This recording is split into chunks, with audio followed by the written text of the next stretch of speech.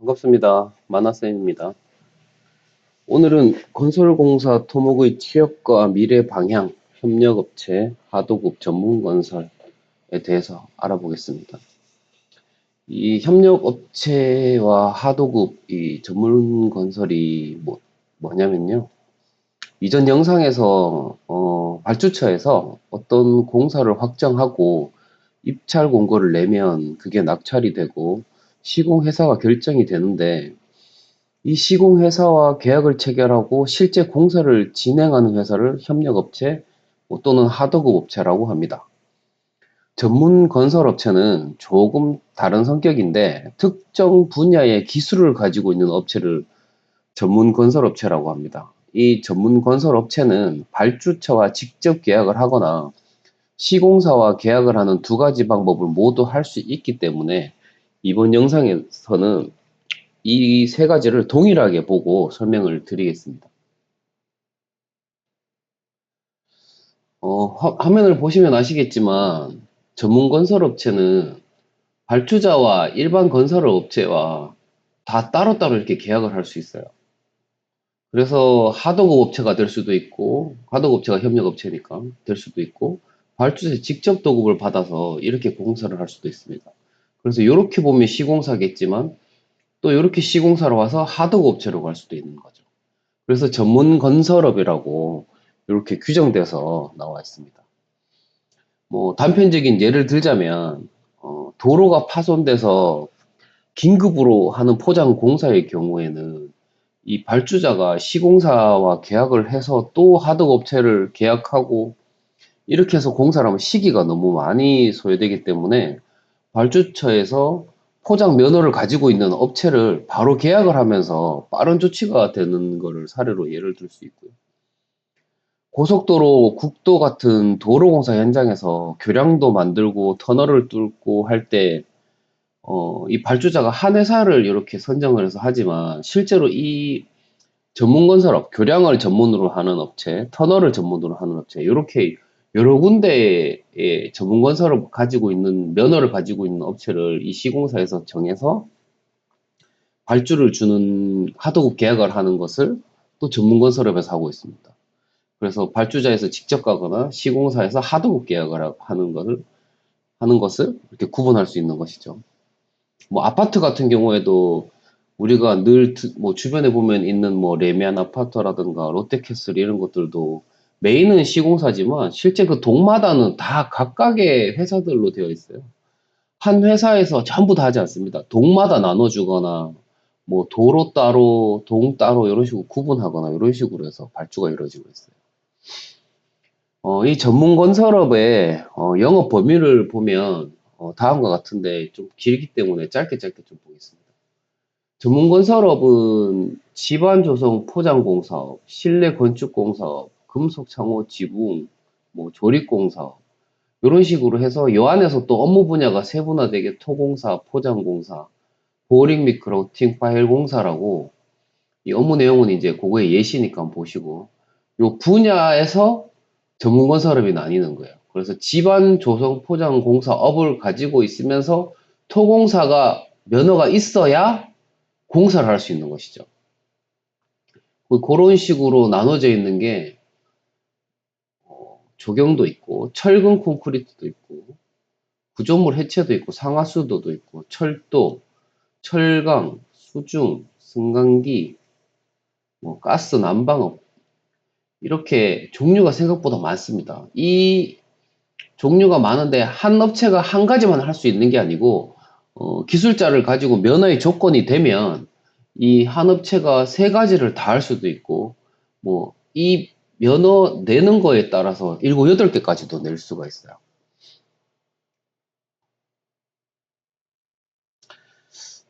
그래서 이렇게 면허를 내려면 기술자가 몇 명 이상 있어야 이렇게 면허를 낼 수 있는데, 이런 식으로 그 서식에 따라, 이 별지 21호 서식에 따라 건설 기술 인력을 가지고 있다라고 해야 되기 때문에 자격증이 필요한 겁니다. 이 자격증이 있어야 이 회사에서 몇 명의 인원이 있기 때문에 이 면허업을 할 수 있습니다라고 신고를 할 수 있기 때문에 어, 우리는 뭐 회사를 차릴 게 아니기 때문에 참고만 하시고 전문 건설 업체도 기술자 인력 보유가 필요하다.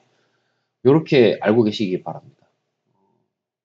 그리고 잠시 알고 계셔야 될 게 있는데 인정기능사라고 저번에 몇 번 언급했는데 이 인정기능사라는 자격은 우리가 뭐 토목을 할지 몰랐는데 하다 보니 토목을 더 하게 된다거나 아니면은 뭐 어떤 기술직으로서 살다 보니 자격이 필요하다거나 하는데 자격증을 딸 뭐 시간이 없거나 자격증이 없으신 분들이 경력은 가지고 있는 상황인 거예요. 그래서 이 인정기능사라고 이제 필기 말고 실기를 본다고 생각하시면 되는데 실기를 시험을 쳐서 그 기술력을 인정받으면 인정기능사라고 자격을 가질 수 있게 되는 겁니다.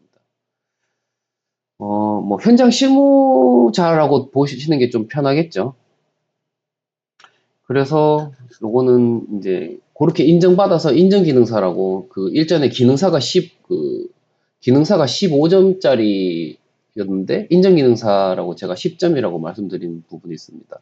초급, 중급, 고급, 특급 부분에 있어서 거기서 요걸 잠깐 말씀드리려고 자료를 보여드린 거고요.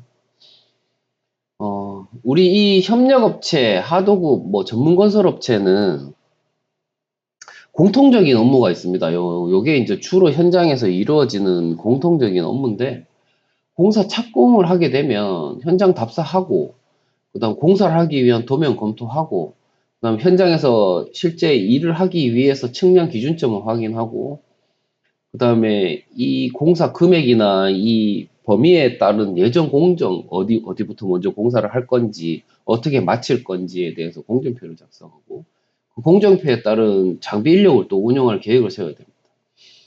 그리고 그거에 맞는 서류를 작성하는 거죠. 시공계획서. 우리는 이렇게 공사를 하겠습니다라고 작성을 하고 그 다음에 공사를 시작해요.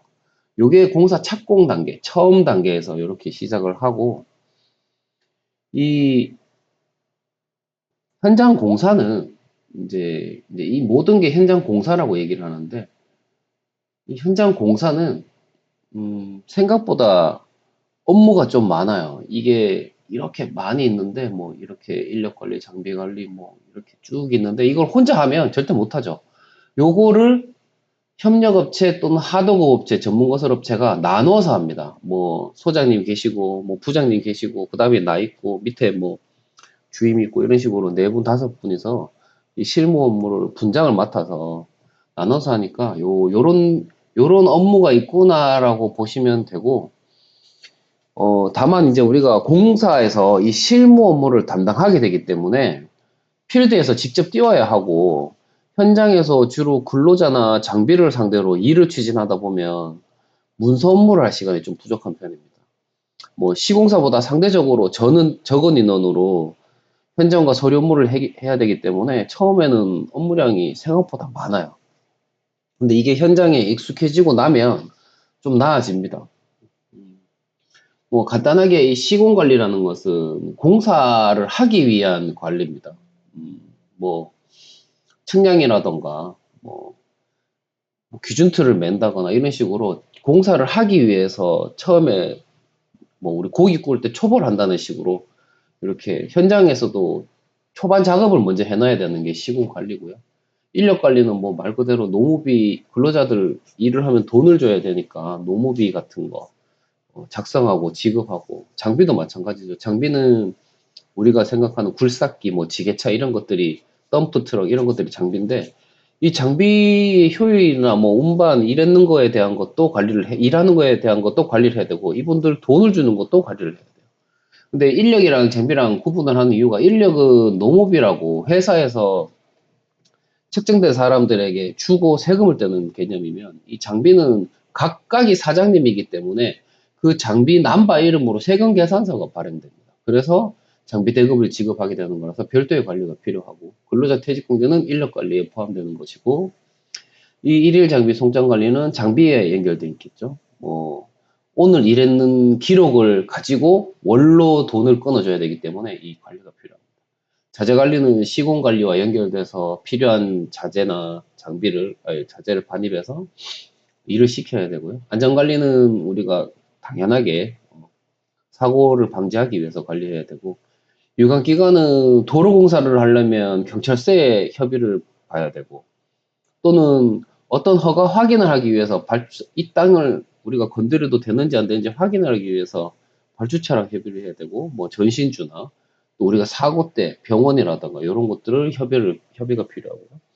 기성은 돈을 받기 위한 것이고, 실전 보고는 설계는 1인데 현장은 1.5를 해야 되고, 그래서 1.5가 맞으니 1.5만큼 주세요라고 실전 보고를 하고, 이게 인정이 되면 이 설계 변경을 통해서 금액이 바뀐다거나 금액이 감된다거나 금액이 증된다거나 이런 식으로 변경하는 행위를 말하는 겁니다. 이상으로 협력업체 하도급 전문건설에 대한 업무 설명을 마치고, 다음에 시간이 나면 좀 더 상세하게 이런 관리에 대해서 좀 알려드릴 수 있도록 하겠습니다. 지금 제가 이렇게 자료를 올리는 것은 일을 계속 하고 계시는 분들은 이미 다 아시는 내용이에요. 근데 저도 그랬지만 이거를 좀 설명을 들어서 도움이 되는 분들은 대부분 취업을 준비하는 분들이나 또는 취업을 했는데 그냥 멍 때리면서 일하시는 분들이 있어요. 제가 그게 제일 안타까운데, 저희는 지금 이미 20년 이상을 이 일을 하다가 보니 지금 그 자라나는 새싹들을 보면 이게 너무 아까운 거예요. 저희도 그때 조금만 누군가가 더 이렇게 가는 길을 좀 잡아줬더라면 좀 더 좋은 기록을 남기고, 좀 더 좋은 경력 증명서와 좀 더 좋은 학벌로, 좀 더 좋은 회사에, 좀 더 돈을 더 빨리 일찍 많이 벌 수 있었을 텐데, 그게 너무 아쉬워서 지금 제가 이렇게 취업을 했지만 좀 향후 계획이 안 서신 분들을 위해서 조금 방향을 좀 잡아주기 위해서 제가 알려드리는 거니까, 이미 아시는 분들은 혹시나 제가 이래 놓치는 부분들이 있으면 좀 알려주시면 제가 거기에 대해서 좀 더 피드백을 할 수 있도록 하고요. 차근차근 또 제가 내용을 준비해서 전문적인 부분까지 알려드릴 수 있도록 노력하겠습니다. 긴 시간 들어주셔서 감사합니다. 끝.